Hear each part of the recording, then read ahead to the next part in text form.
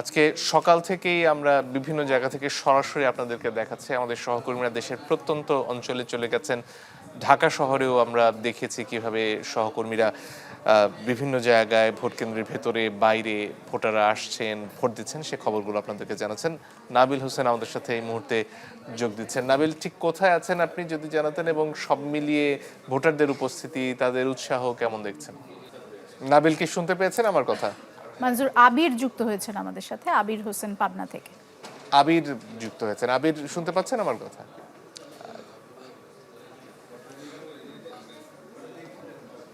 জি জি শুনতে পাচ্ছি।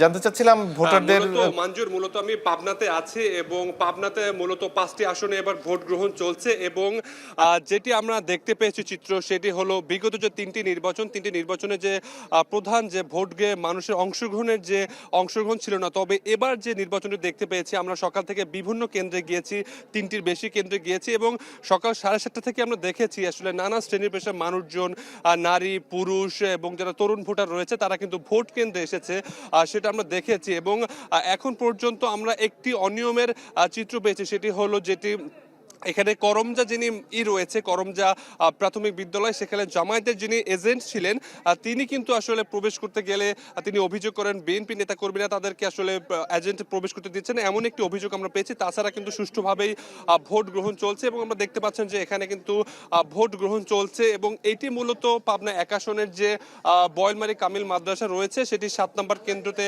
ভোট গ্রহণ চলছে এবং এখানে মূলত 3000-এর বেশি কিন্তু ভোটার রয়েছে এবং সকাল থেকে আমরা দেখেছি উৎসবমুখর পরিবেশে সাধারণ মানুষ কিন্তু এখানে ভোট দিতে আসছে। এবং এই যে পাবনার যদি কথা বলি, পাবনাতে মূলত এই পাবনা 1 আসনে 94টি কেন্দ্র রয়েছে, 94টি কেন্দ্রে প্রায় কয়েক লাখ ভোটার রয়েছে এবং এখন পর্যন্ত সবকিছু সুষ্ঠুভাবে সম্পন্ন হচ্ছে, তেমন কোনো অনিয়ম আমরা দেখিনি। আইন শৃঙ্খলা বাহিনী তাদের যে কার্যক্রম সেটি সঠিকভাবে পালন করছে, আমরা দেখতে পেয়েছি কোনো ধরনের আমরা হামলা বা এই ধরনের কোনো ঘটনা পাইনি। তবে এখন পর্যন্ত নিরবিচ্ছিন্নভাবে সুষ্ঠু ভোট হচ্ছে এবং সাধারণ মানুষ খুবই উৎসাহ নিয়ে ভোট দিতে যাচ্ছেন।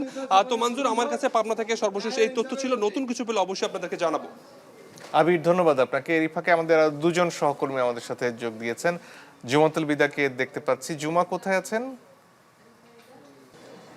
আমি রয়েছি উত্তর বাড্ডা। সব মিলিয়ে সারা দেশে বিভিন্ন জায়গায় ভোটারদের বিপুল উপস্থিতি দেখা যাচ্ছে, 2-1টি জায়গায় কম। আমরা ফরিদপুরে একটি কেন্দ্র দেখলাম যে সেখানে উপস্থিতি খানিকটা কম। আপনি যেখানে আছেন কেমন দেখছেন উপস্থিতি? নারী ভোটাররা আসছেন কিনা?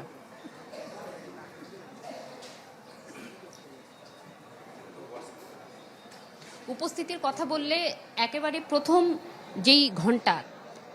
মিনিটটি থেকে একটি দীর্ঘ লাইন হয়েছে নারী এবং পুরুষের, এবং যে দীর্ঘ লাইন আসলে আমি যেই পাশটিতে রয়েছি এটি পুরুষদের লাইন দেখতে পাচ্ছেন এবং অন্য পাশে রয়েছে নারী যেই ভোটাররা রয়েছে তাদের লাইন। এবং এই লাইন যে শুধুমাত্র নিচের এই অংশটিতে রয়েছে তা কিন্তু নয়, একেবারে উপরে 3 তলা পর্যন্ত এই দীর্ঘ লাইন রয়েছে।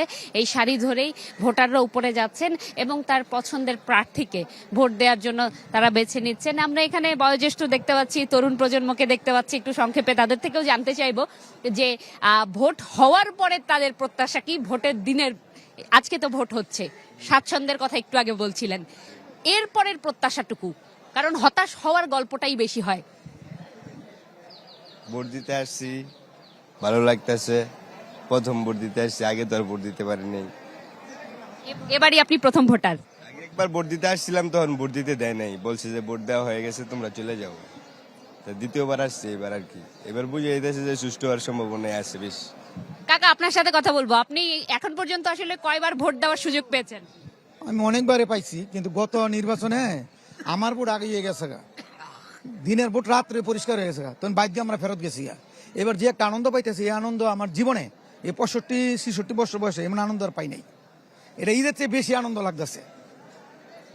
মঞ্জুর শুনছিলেন তার আনন্দের কথা। আমরা একটু যারা আমাদের নারী ভোটার রয়েছেন তাদের সাথেও একটু কথা বলার চেষ্টা করতে পারতাম, যদি মঞ্জুর চান সেক্ষেত্রে নারী ভোটারদের যে আগ্রহের জায়গা সেটিও আমরা তুলে ধরার চেষ্টা করতাম। একটু যদি ক্যামেরার চোখে দেখিয়ে রাখি নারী ভোটারদের যেই দীর্ঘ সারি রয়েছে এই ভোট কেন্দ্রে, এখন পর্যন্ত একেবারে নিচ থেকে উপরের পর্যন্ত রয়েছে, তাদের সাথে আমরা কথা বলেছিলাম। তারা বলেছেন যে হাতের বেশ কিছু কাজ রয়েছে, এরপরও তারা চেষ্টা করেছেন যে সকাল সকাল এসে এসে যাতে নিজের ভোটাধিকারটি তারা প্রয়োগ করতে পারেন এবং এই ভোটাধিকার প্রয়োগের মধ্য দিয়ে তারা মূলত চাচ্ছেন যে তাদের যে পছন্দের প্রার্থী তিনি যাতে নির্বাচিত হন এবং অন্য যে প্রার্থীরা রয়েছেন তারা সবাই মিলে যাতে তাদের এই আসনটি অর্থাৎ ঢাকা 11 আসনকে সামনে এগিয়ে নেওয়া, সংকট সমাধানে, সীমাবদ্ধতা গুলো যেগুলো রয়েছে এগুলো কাটিয়ে উঠতে সহযোগিতা করে সেই প্রত্যাশাটুকু করছে। যুবা, আমাদের সহকর্মীরা আজকে আসলে এত জায়গায় আছেন, সবাইকে আসলে প্রযোজক খুব একটা সময় দিচ্ছেন না, কিন্তু আপনি যখন বললেন যে নারী ভোটারদের কথা বলতে পারবেন কিনা, আমি যদি ঠিক শুনে থাকি আমার কানে তিনি বলছিলেন যে নিশ্চয়ই। ফলে আপনার কাছে খানিকক্ষণ পরে যাব। দোলা নাভিল ইসলাম নিকন বোধহয় আমাদের সাথে যোগ দিয়েছেন। জি, জুমা নারী ভোটারদের কাছে যেতে যেতে আমরা লিংকনের কাছে যেতে চাই। লিংকন, আপনি ঠাকুরগাঁ থেকে যুক্ত হয়েছেন এবং গতকাল থেকে বিভিন্ন কারণে ঠাকুরগাঁ আসলে বেশ আলোচনায়। আজ সকাল থেকে ঠাকুরগাঁয়ে ভোট কেমন হচ্ছে, কেমন দেখছেন আপনি? দোলা, গত কয়েকদিনে নির্বাচনের যে পরিস্থিতি তাতে কিন্তু ঠাকুরগাঁ বা উত্তরাঞ্চলের কোথাও কিন্তু কোনো ধরনের অপ্রীতিকর ঘটনা ঘটেনি। খুব শান্তিশৃঙ্খলভাবেই সব কিছু চলছিল এবং 12 তারিখ ঘিরে যে আনন্দ উৎসব ছিল পুরো উত্তরবঙ্গে তার প্রভাব দেখছিলাম। কিন্তু হঠাৎ করেই কালকে কিন্তু আমরা দেখেছি যে সৈয়দপুর বিমানবন্দরে একটি ঘটনায় জামাত প্রার্থীকে, জামাতের যে জেলা আমির তাকে নিয়ে একটি ঘটনার পরে কিন্তু পরিস্থিতিটা একটু চাঞ্চল্যকরের দিকে রূপ নেয় এবং সারা দেশে এটি আলোচনা সৃষ্টি করে। যদিও রাত পহতে সেই পরিস্থিতি সামাল দিয়েছে বা সেই পরিস্থিতির সরকার থেকে এবং জামাত থেকে বিভিন্ন বিবৃতি দিয়ে কিন্তু তাদের অবস্থান ব্যাখ্যা করেছেন। এই মুহূর্তে আমি রয়েছি ঠাকুরগাঁ সরকারি মহিলা কলেজ মাঠে, যেখানে জামায়াতের প্রার্থী দেলোয়ার হোসেন সাঈদী, যিনি ফখরুল ইসলাম আলমগীরের প্রতিদ্বন্দ্বী, তিনি বিভিন্নভাবে আশাবাদী এবং এই মুহূর্তে ঠাকুরগাঁ সরকারি মহিলা কলেজ কেন্দ্র পরিদর্শন করে তিনি কথা বলছেন গণমাধ্যমের সঙ্গে। আমরা জিজ্ঞাসা করব তার জয়ের বিষয়ে তিনি কতটা আশাবাদী এবং সামগ্রিকভাবে ঠাকুরগাঁ 1 আসনের যে ভোট কেন্দ্রগুলো রয়েছে সেখানে কোনো ধরনের ঝুঁকি বা আশঙ্কা রয়েছে কিনা। না, এখন তো কেবল ভোট শুরু হলো। আমি 2টা কেন্দ্রে, প্রথম আমার নিজের কেন্দ্রে আমি ভোট দিয়েছি। ভোট দেওয়ার পরে দ্বিতীয় একটা কেন্দ্রে আমাদের মহিলা কলেজটা মহিলা কলেজে এখানে আমি ঢুকেছি।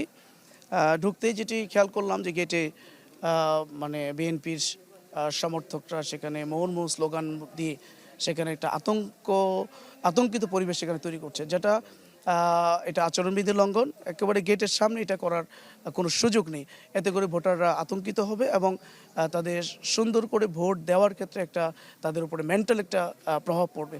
আমরা সংশ্লিষ্ট প্রশাসনের সাথে কথা বলেছি, দ্রুত সময়ের ভিতরে এই একেবারে কেন্দ্রের সামনে যে অবস্থাটা এটা শান্তিপূর্ণ করতে হবে। আমরা সব মিলে এখন পর্যন্ত প্রশাসনের প্রতি আমরা আশ্বস্ত, মানে তাদের প্রতি আমরা অনুরোধ করছি যে নির্বাচনটাকে সুন্দর করার জন্য, সুষ্ঠু করার জন্য, নির্বিঘ্ন করার জন্য তারা সার্বিক ব্যবস্থা নেবেন এবং ভোটারদেরকে সুন্দর করে ভোটাধিকার প্রয়োগের সুযোগ করে দেবেন। এরপরে আমরা আশাবাদী যদি এই সুন্দর পরিবেশ তারা তৈরি করতে পারে, ইনশাআল্লাহ বিজয় আমাদেরই হবে ইনশাআল্লাহ। আমরা শুনছিলাম এই মির্জা ফখরুল ইসলাম আলমগীর এবং দেলোয়ার হোসেন সাঈদীর যে আসনটি রয়েছে ঠাকুরগাঁ 1, সেখানকার সার্বিক পরিস্থিতি নিয়ে। দোলা এবং মতিন ঠাকুরগাঁ থেকে নির্বাচনের সবশেষ খবর জানাচ্ছিলাম। লিংকন, অসংখ্য ধন্যবাদ আপনাকে।